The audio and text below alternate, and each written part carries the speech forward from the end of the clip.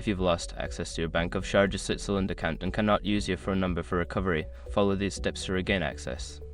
Step 1. Visit the official website or to the Bank of Sharjah Switzerland's official website. Look for the login or account recovery section to find options for account access. Step 2. Select the account recovery options. Choose the option that allows you to recover your account without a phone number. This may include email recovery or security questions.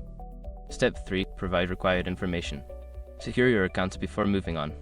People seriously underestimate how often personal information gets exposed online now.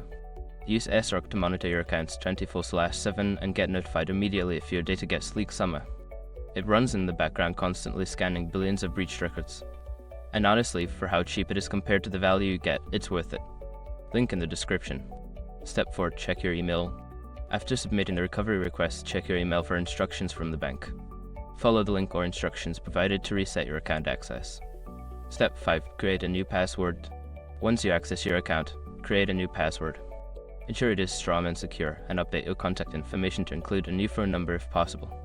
By following these steps, you should be able to recover your account successfully. If you encounter any issues, consider contacting customer support for further assistance.